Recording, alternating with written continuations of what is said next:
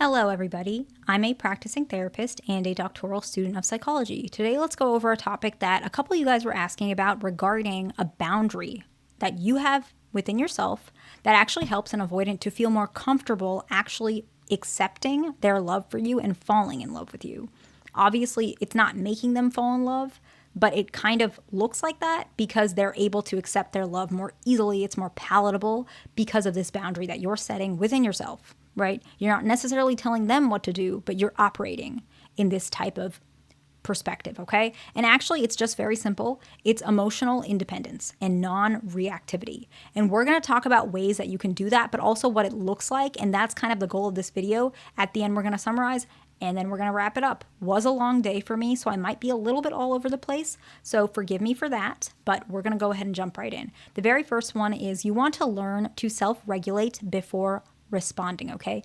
When you feel triggered, annoyed, hurt, defensive, emotional, sad, offended, pause before reacting, okay? You just want to figure out and name what the emotion is. Actually, if you are an avoidant, like a fearful avoidant or even dismissive avoidant, this is something that is really hard. But it's a little different. It doesn't come out the same way. With an anxious person, usually if you're not self-regulating, you get very anxious. Sometimes people might call it like very over-dependent. Fearful avoidance, they may crash out and have an emotion. And with avoidance, what we do and what I used to do is you actually get distant. And so this is important for any person.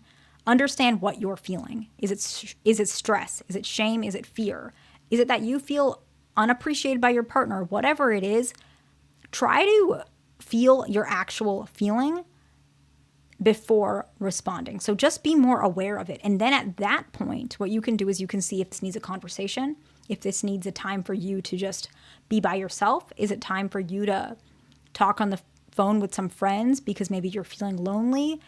Whatever you need to do, recognize what it is before actually having some intense reaction, okay? The next one is actually, it's very healthy. And I know a lot of anxious folks tend to struggle with this one. I would say fearful avoidance do as well, but I'm going to explain it. It's actually to keep a strong inner circle, inner life about yourself. So fearful avoidance okay. With an anxious individual, when they do this, it helps them to build self-esteem because they're not fully attached to their partner.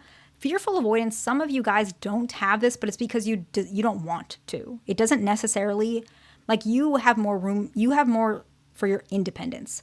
And so I know with a fearful avoidant, it might be a little bit different because you're not necessarily as dependent on your partner as an anxious person is, right? And so with an anxious person, to offset that dependency, you can add more people in your life. With fearful avoidance, it's not necessarily as helpful because you guys have another part, which is your own independence. So if you're a fearful avoidant, you might not need this one, but it's still something that's helpful. In general, cultivating friendships, having strong personal goals, this can help, right?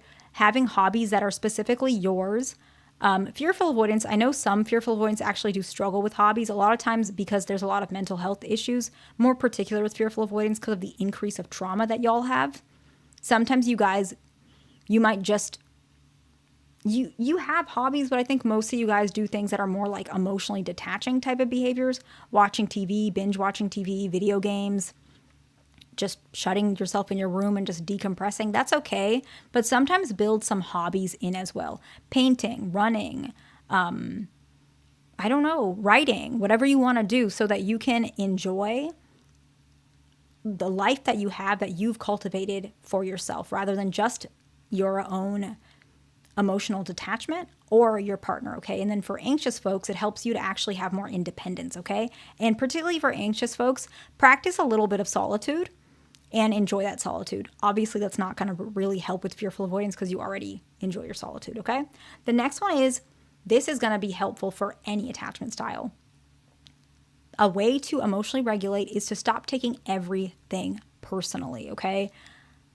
Remember that most of the time things are not about you, it's more about the other person. And assess if it is about you, because if it is about you, apologize or adjust it, right? But ask yourself, is this about me or is it about the other person? Are they stressed? Are they tired? Are they hurt? Is this evidence of something bigger? Do I need to adjust? Do we need to have a conversation? Try and look at it from that angle before immediately jumping and thinking it's you and then you need to fix it and then your partner is going to leave you. Don't do that. It's not healthy. The next one is any boundary that you have that you want to verbalize, you want to actually say it in a calm way. You don't want to make it a threat or a punishment or an ultimatum. I'm going to give an example, okay? Let's say you want to take a walk because you had a really rough day. The conversation between you and your partner did not necessarily make you feel good. So you might say, let's talk about this another time. Let's talk about it after I take my walk. Or I don't feel like it's okay to be yelled at. Let's say your partner yelled at you. I don't appreciate you yelling at me. Let's take a pause and continue this later. I just need 10 minutes. Something like that to which you can set up that boundary. This really helps avoidants to realize, okay, this is a person that I want to respect and I also want to learn from, right?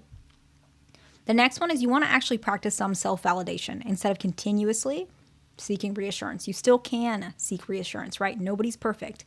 Avoidants, they do a lot of their own deactivating strategies, so you're allowed to activate too. Like, nobody's perfect, okay? So don't make this too, like, you don't have to take it too seriously. Just slow and steady, okay? Just any sort of validation. You can mention, I can handle this discomfort. Or my worth is not necessarily determined just because my partner doesn't know how to stay in the moment. Or my partner is not comfortable with physical intimacy. It doesn't mean I'm not attractive, right? Something very simple, okay? The next one is curiosity instead of defensiveness. Let's say your partner accuses you of something, which is not true. A very good example is a lot of avoidants might say, are you sure you're not manipulating me? Or are you sure you're not lying, right? Avoidants tend to be very paranoid about things like that. And so you can say, help me understand what you mean. Why would you think I'm manipulating you? I would never manipulate you, right? Tell me what you're asking for. Let's say an avoidant is detached or whatever it is, and they're saying, I just don't want to talk right now. You can say, help me understand where you're coming from. Or tell me what you need. Do you need me to give you some space? Tell me what you're feeling. Whatever it is, depending on how close you are, right?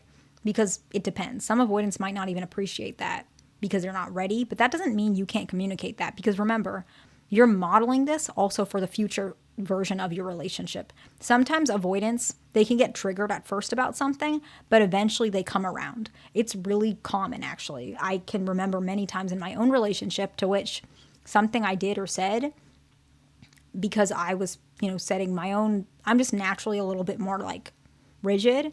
And for whatever reason, that rigidness maybe triggered my partner for like a second, but I'm stuck in my own ways too. I used to be.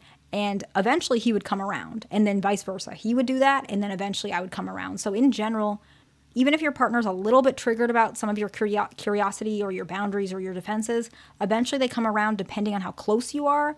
I might have to make a separate video on that because I realize that might not fully make sense. But in general, just keep it very easy. What do you need from me? Do you want to talk about this? And maybe they crash out and say, no, I don't want to right now. Just say, okay, I was just asking. If you need me, I'm in the kitchen, whatever. You just want to make sure that you're curious and you're not heightening your emotion, even if they're heightened or you're heightened. You want to still try and decrease it as much as possible. And the very last one is you want to develop some sort of, like return to center routine. Avoidants are really good at this. And so this is something that you guys could probably learn. In general, a lot of times when an avoidant feels really uncomfortable or detached or something, they want to regulate themselves. I used to be avoidant. A lot of you guys know that, but mine has always been like cooking, cleaning, or taking like a walk. When I'm feeling a type of way, I just need to do this. It can help. And I think that you guys can try it. Short walk. Maybe some of you guys like journaling, naming your feelings. Some people like stretching. Some people like affirmations, whatever it is. Just kind of develop a routine when you feel uncomfortable at something or when you're feeling triggered. So when you have these emotions set, actually the emotions are less heavy and your partner feels more comfortable showing some of their emotions, which is going to be positive emotions, negative emotions, but also the emotions that indicate love, which is where it comes from, okay? So let's wrap it up. Summarize and then we'll wrap it up. The first one is learn to self-regulate before responding. Second one is you want to build a strong inner circle, inner life. Third one is stop taking everything so personally. Fourth is you want to set boundaries with calmness, just simply saying it more calmly. 5, practice self-validation instead of always seeking reassurance, okay? A little bit of reassurance is fine. 6, use curiosity instead of defensiveness. And 7th, you want to develop a return to center routine. I hope this video is helpful to somebody. Please like, subscribe. I will see you in the next one.